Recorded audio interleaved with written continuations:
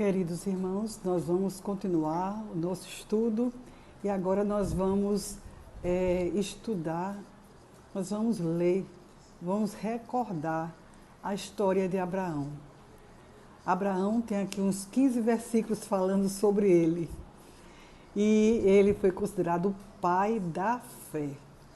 Imaginem vocês o testemunho que Abraão deu à sua família, o testemunho que Abraão deu aos povos pagãos daquele tempo. E o testemunho que ele ainda dá hoje para todos nós. Eu vou ler aqui os versículos de 8 a 10. É o capítulo 11 de Hebreus. E lerei agora os versículos de 8 a 10. Pela fé, Abraão, quando chamado, obedeceu, a fim de ir para um lugar que devia receber como herança. E partiu sem saber para onde ia. Difícil, né? Partir sem saber para onde ia. Pela fé, peregrinou na terra da promessa, como em terra alheia, habitando em tendas com Isaque e Jacó, herdeiros com ele da mesma promessa. Porque Abraão aguardava a cidade que tem fundamentos, da qual Deus é o arquiteto e construtor. O pai da fé. Ele obedeceu ao chamado de Deus e não sabia para onde ir. E chegando lá, em Canaã, havia 7 povos que habitavam a própria terra e ele teve que esperar. Mas ele confiou na promessa de Deus. Ele confiou. E Abraão, nós podemos dizer que foi um plano diferente de Deus para a vida de Abraão. Diferente de Noé. Noé obedeceu às ordens, tudo arrumadinho. Construiu uma arca, porque haveria um dilúvio. E falar desse dilúvio, falar para o povo se arrepender. Abraão obedeceu, mas não sabia para onde ir. E ele foi chamado assim de o pai da fé. Ele soube esperar. Às vezes, né? Ele era meio inquieto, mas também ele soube esperar e acreditou na promessa de Deus. E aqui fala que ele se sentia um peregrino na nova terra. Ele vivia em tendas e que ele esperava uma pátria maior, uma pátria celestial, uma casa celestial, uma terra bem melhor, não uma terra terrena, mas uma terra celestial. Ele e Sara obedeceram à vontade de Deus, sem saber de que maneira Deus ia realizar a sua vontade. Mas acontece agora uma nova promessa. E Abraão também é dito que ele será pai de uma grande nação. Ele abençoará as famílias da terra. Quem diz isso é Deus para ele.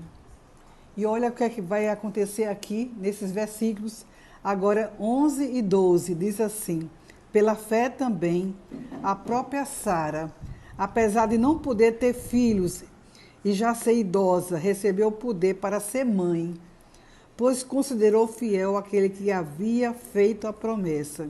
Por isso também, de um só homem, Abraão, praticamente morto, saiu uma posteridade tão numerosa como as estrelas do céu, inumerável como a areia que estava na praia do mar. É um outro milagre que acontece, né? Mas imaginem vocês que Abraão recebeu essa notícia, Sara também recebeu a notícia que seria mãe. Mas vocês sabem que Sara confiou em Deus, porque a promessa tinha vindo de Deus, porque foi Deus que prometeu, mas de início ela duvidou. Vocês lembram disso, né? Que ela sorriu, aquele sorriso de incredulidade. Ela sorriu, mas só que a gente não lembra que Abraão também duvidou. Em Gênesis 17 fala que ele também sorriu. Como eu, um velho? Aqui fala que ele já estava como se fosse morto, tão velho que era, né? Então, era praticamente morto. Como eu serei pai? Mas ele também duvidou. Então, veja bem, é essa incredulidade que às vezes acontece, não é? Acontece também conosco, né? De duvidar, será? Será que realmente nós vamos dominar esse vírus Covid-19? Será? Será que tudo vai melhorar? Essa incredulidade que acontece nos nossos corações. Será que Deus vai transformar meu filho, minha filha? Será que eles vão voltar para a casa do Senhor? Será? Tanto será que a gente pensa, né? Será o que vai acontecer no futuro? Mas esse riso de incredulidade foi modificado, sim, para um riso de alegria. Sara foi transformada na sua fé e ela teve assim um riso de alegria. Inclusive seu filho Isaac é chamado de sorriso, não é? Isaac significa sorriso, alegria. Imaginem vocês, a fé foi transformada. Sua fé foi transformada, foi fortalecida. E se realmente a gente precisa fortalecer a nossa fé, mudar a nossa fé, sei lá, uma fé pequena, uma fé incrédula, que nós possamos pedir a Deus essa transformação. Foi o que aconteceu com Abraão e Sara. Eles foram fortalecidos. E eu quero continuar aqui a leitura, porque Abraão, como seu filho Isaac, seu neto Jacó, seu bisneto José, foram 4 gerações de fé.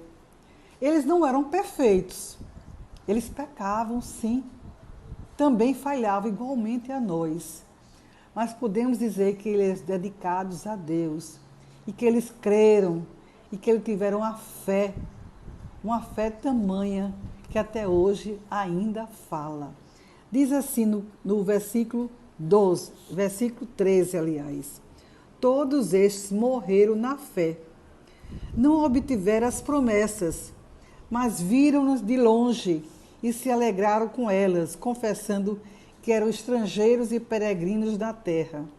Porque os que falam desse modo, manifestam estar procurando uma pátria.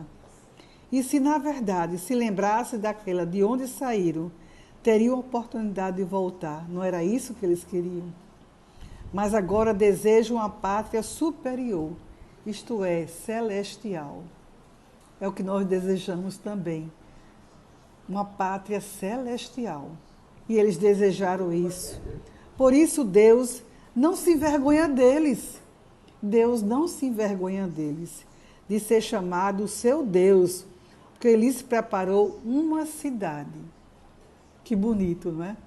É impossível não admirar a fé dos patriarcas. Eles possuíam uma fé inabalável. Eles creram em Deus e deram testemunho da sua fé. Deram testemunho da sua fé à família, às famílias, à sua própria família, aos povos pagãos daquele tempo e ainda testemunho da sua fé para nós. E bonito dizer assim, não é? Esse versículo, Deus não se envergonha deles. Deus não se envergonha deles. Deus não se envergonha. Inclusive, Deus é conhecido como o Deus de Abraão, de Isaac e de Jacó. Deus não se envergonha de dizer, eu sou o Deus de Abraão, de Isaac e de Jacó. E eu poderia perguntar agora também, será que Deus se envergonha de dizer, eu sou o Deus de Cássia? Não, Ele não vai se envergonhar. Eu acredito que Ele não vai se envergonhar. Ele não vai se envergonhar de dizer, eu sou o Deus de Cássia, de Ana Cabral, Deus de Maria, de Tuna, eu sou o Deus de Marlene, de Moisés, eu sou o Deus de todos que fazem a classe Débora. Deus não vai se envergonhar de nós. Nós somos também exemplo de fé, de pessoas que são fiéis a Ele, que acreditam na promessa, que acreditam em Jesus Cristo, que acreditam na vida eterna, no lar celestial, que nós acreditamos em Cristo Jesus, o nosso Messias, Salvador e Senhor. Nós acreditamos nessa pátria celestial. nós vamos continuar firmes e Ele não vai se envergonhar de nós. Este é o Deus que eu acredito, que você acredita. E pela fé, nós temos convicção de tudo isso. Pela fé, nós vamos ser firmes, vamos produzir obras. Pela fé, nós vamos ser obedientes. A nossa fé foi assim transformada. A nossa fé, às vezes pequena, mas se tornou uma fé maior, uma fé grande, inabalável. Porque nós acreditamos que o impossível é possível para Deus. Que o Senhor Deus possa nos abençoar. Que o Senhor Deus possa realmente nos abençoar. Que Ele possa testemunhar da fé que eu tenho, da fé que você tem. E que possamos também testemunhar as pessoas ao nosso redor, às nossas famílias, aos nossos vizinhos. Que nós possamos falar deste tão grande amor de Deus por nós. Uma boa Páscoa para todos vocês. E no próximo domingo nós continuaremos estudando a Galeria dos Heróis da Fé. Deus nos abençoe. Amém.